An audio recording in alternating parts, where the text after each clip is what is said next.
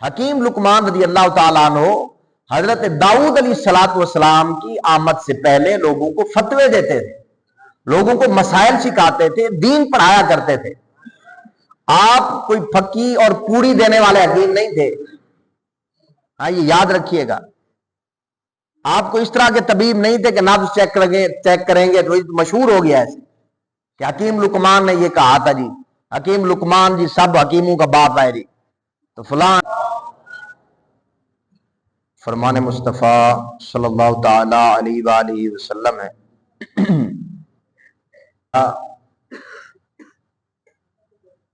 کہ تم لوگ مجھے اپنی دعاؤں کے شروع میں، درمیان میں اور آخر میں یاد رکھو۔ جب دعا شروع کرے تب بھی مجھے یاد رکھو، دعا کا درمیان ہو تب بھی مجھے یاد رکھو، اور دعا کا اختتام ہو تب بھی مجھے یاد رکھو۔ جب اس طرح کریں گے تو انشاءاللہ العزیز اللہ تبارک و تعالی ہماری دعاؤں کو مقبول فرمائے گا۔ صلو علی الحبیب صلی اللہ تعالی علی محمد صلی اللہ تعالی علیہ وآلہ وسلم۔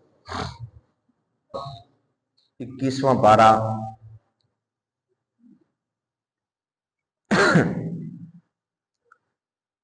حضرت حکیم لقمان رضی اللہ تعالیٰ عنہ بہت بڑے بزرگ اور ولی گزرے ہیں، اور حضرت حکیم لقمان رضی اللہ تعالیٰ عنہ حضرت داؤد علیہ السلام کی امت کے یوں سمجھے کہ مفتی تھے۔ حضرت حکیم لقمان رضی اللہ تعالیٰ عنہ حضرت داؤد علیہ السلام کی آمد سے پہلے، یعنی آپ کے اعلان نبوت سے پہلے لوگوں کو دین کی باتیں سمجھایا کرتے تھے۔ لوگ جتنے بھی مسائل ہوتے آپ سے پوچھتے، آپ ان کے مسائل حل کرتے تھے۔ کوئی دینی مسئلہ ہوتا، کوئی فتویٰ لینا ہوتا، کوئی بھی چیز پوچھنی ہوتی تو لوگ حضرت حکیم لقمان رضی اللہ تعالیٰ عنہ کے پاس آتے، آپ سے مسئلہ دریافت کرتے اور آپ ان کی رہنمائی فرماتے تھے۔ یعنی اس وقت بھی لوگوں کا یہ ذہن تھا کہ اگر کچھ نہیں آتا تو علماء سے پوچھنا چاہیے، علماء سے۔ اور آج بھی ایک دور ہے کہ لوگ علماء سے نہیں موبائلوں سے پوچھتے ہیں، علماء سے نہیں پوچھتے، موبائل سے پوچھیں گے، دنیا دار سے پوچھیں گے، جس کو پتہ نہیں اس سے پوچھیں گے۔ نہیں، جس سے پوچھنا ہے اسی سے پوچھیں، مسئلہ جس کو پتہ ہے اسی سے پوچھیں، جس چیز کا پتہ ہے اسی سے اس کی معلومات لیں۔ اگر میرے پاس آ کے کوئی کہے کہ مولانا صاحب مجھے کوئی جو ہے نا وہ بخار کا علاج بتا دو بھائی، تو میں آپ کو دوائی نہیں بتا سکتا، میں دوائی نہیں بتا سکتا کہ فلاں فلاں گولی کھا لو تو ٹھیک ہو جاؤ گے۔ چلو بخار تو ایک نارمل ہے، چلو کچھ نہ کچھ تکا لگا ہی لیتا ہے بندہ، مگر اور بیماریاں کافی ساری ہیں۔ کوئی بھی نہیں پوچھے گا اس طرح مجھ سے آگے کہ یار غلام رسول بھائی آپ بتا دو، ایسا نہیں ہے۔ اور اگر دین پوچھنا ہو تو پھر جس سے بھی چاہے پوچھ لو، کیوں بھائی؟ وہ دین بھی تو علماء سے پڑھنا چاہیے نا، علماء سے ہی سیکھنا چاہیے۔ اور ہر بندے کو مفتی بننے کی اجازت نہیں ہے۔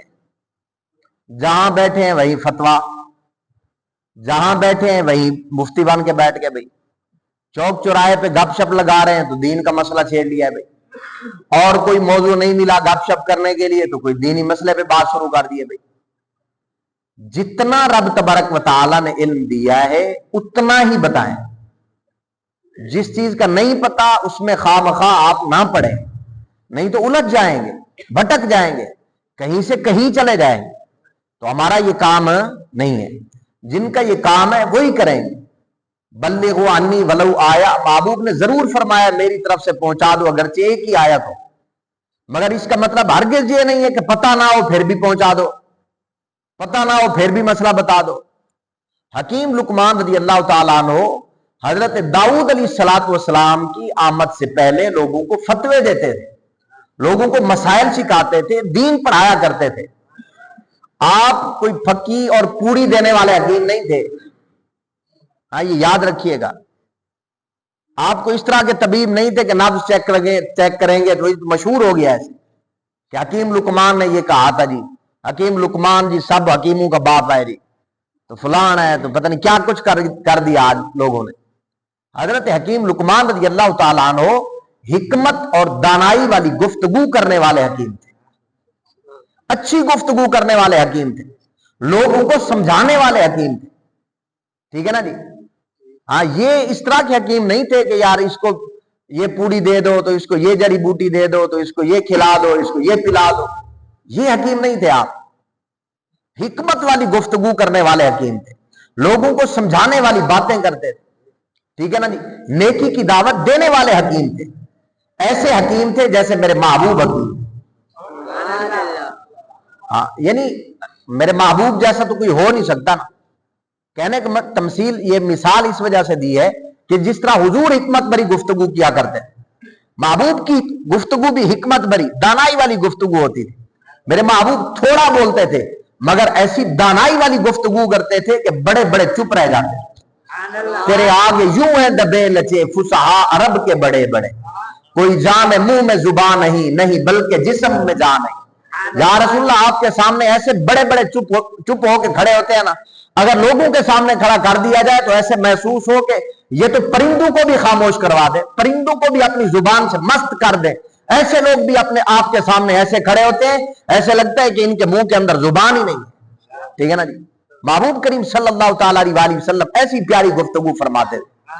तो ये हकीम लुकमान रज़ी अल्लाह ताला अन्हु भी हिकमत वाली गुफ्तगू फरमाते थे। ठीक है ना जी। हजरत हकीम लुकमान रज़ी अल्लाह ताला अन्हु, आपकी वैसे तो बड़ी फजीलतें हैं, मगर सबसे बड़ी फजीलत यह है कि आपके नाम पे कुरान की पूरी एक सूरत नाज़िल हुई, आपके नाम पर सूरह लुकमान। हजरत लुकमान रज़ी अल्लाह ताला अन्हु, आपको रब तबारक व तआला ने बड़ा मकाम और मर्तबा अता फरमाया। आपके वालिद का नाम बाऊर या याऊर है, बाऊर या फिर याऊर, और उनके वालिद का नाम नाहूर है, और उनके वालिद का नाम तारुख है, और तारुख हजरत इब्राहिम अलैहिस्सलातु वस्सलाम के वालिद का नाम। तो ये हजरत इब्राहिम अलैहिस्सलाम के पोते बनते हैं। आपने अपने बेटे को बड़े अच्छे अंदाज से समझाया, बड़े समझदार तरीके से समझाया। आपने जो दानाई वाली गुफ्तगू की उसे कुरान ने जिक्र फरमाया। अब वो जो कुरान की गुफ्तगू है, वो जो कुरान पाक ने उनकी गुफ्तगू को नकल किया, जो आपने अपने बेटे को सुनाई समझाई, वो बातें इंशाल्लाह मैं आपके सामने रखूंगा। तवज्जो है आपकी? आप तवज्जो से रहेंगे तो इंशाअल्लाह मजा भी आएगा और समझ भी आएगी, इंशाअल्लाह फायदा भी होगा। अल्लाह तबारक व तआला ने कुरान पाक के अंदर इरशाद फरमाया, वलक़द आतैना लुक़मान अल हिकमत अनिश्कुर लिल्लाह व मन यशकुर फइन्नमा यशकुरु लिनफ्सी। फरमाया कि ताकि कि हमने लुकमान को हिकमत अता फरमाई। क्या अता फरमाई? हिकमत अता फरमाई। हिकमत मिल जाना ये कोई छोटी बात नहीं है। दानाई मिल जाना, गुफ्तगू कैसे करनी है ये बात समझ आए। हर जगह पे पता ही नहीं है कि बोलना क्या है, जो मुंह में आया कर दिया, जो मुंह में बात आई जाने दी। ना बड़े को देखा ना छोटे को समझा, ना उंगली को देखा ना अंगूठे को देखा, ना बड़े को देखा ना छोटे को देखा। एक ही गुफ्तगू का मेयार है नहीं। इस्लाम ने हमें तरीका बताया है, कुरान ने हमें अंदाज सिखाया है कि कौन सी बात कहां करनी चाहिए, किस तरह बोलना चाहिए, किस तरह नहीं बोलना चाहिए। इस्लाम ने हमें अदब आदाब सिखाए हैं। अगर आदाब नहीं है आपकी जिंदगी के अंदर तो फिर तो जानवर और हमारे अंदर क्या फर्क रह गया भाई, है नहीं? इंसान के अंदर ये अकल तो है, इंसान को ये दानाई तो रब ने दी है। यही तो वो चीज है जो हमें जानवरों से मुमताज रखती है। वगरना खाते पीते तो वो भी है, सोते तो वो भी है, चरते तो वो भी है, पेड़ तो वो भी अपना भर के रखते हैं। अगर हमारा मकसद सिर्फ ये है कि चलना फिरना है, खाना पीना है, सोना जागना है, बस ये जिंदगी है, تو پھر یہ زندگی نہیں ہے بھائی. کوئی دانائی والے کام کریں, کوئی حکمت بری گفتگو کریں, کوئی عقل کو استعمال کریں. یہ عقل تو ہے جو ہمیں تمام چیزوں سے ممتاز رکھتی ہے. رب تبارک و تعالیٰ نے عقل سلیم عطا فرمائی. اللہ کرے کہ سب کو عقل سلیم ملے, ہمیں اس کو استعمال کرنا بھی آ جائے. فرمایا وَمَن يُؤْتَ الْحِكْمَةَ فَقَدْ أُوتِيَ خَيْرًا كَثِيرًا, جس کو حکمت اور دانائی مل گئی ہے نا, اس کو بہت بڑی خیر کثیر مل گئی, بہت بڑا, بہت زیادہ خیر مل گئی, بہت زیادہ خیر. الحمدللہ یہ حکمت ایسی چیز ہے. اللہ اکبر. یہ کرتے کیا تھے؟ یہ رب کا شکر ادا کرتے تھے. کیا کرتے تھے؟ رب کا شکر ادا کرتے تھے. اور آپ نے فرمایا جو رب کا شکر ادا کرتا ہے وہ رب پر کوئی احسان نہیں کرتا بلکہ وہ اپنا بھلا کرتا ہے. وہ کیا کرتا ہے؟ اپنا بھلا کرتا ہے. اور جو شکر ادا نہیں کرتا, جو انکار کرتا ہے, جو ہٹ دھرمی کرتا ہے, فرمایا وہ کسی اور کا نہیں اپنا نقصان کرتا ہے. کیا کرتا ہے؟ اپنا ہی نقصان کرتا ہے, کچھ اور نہیں کرتا. اب ہم دیکھیں ہم شکر گزار ہیں کہ منکر ہیں, شکر کرتے ہیں یا نہیں کرتے؟ ہمیں کرنا چاہیے شکر, کیونکہ رب نے فرمایا, قرآن کے اندر حکم ہے, حکم ربانی ہے, حکم الہی ہے کہ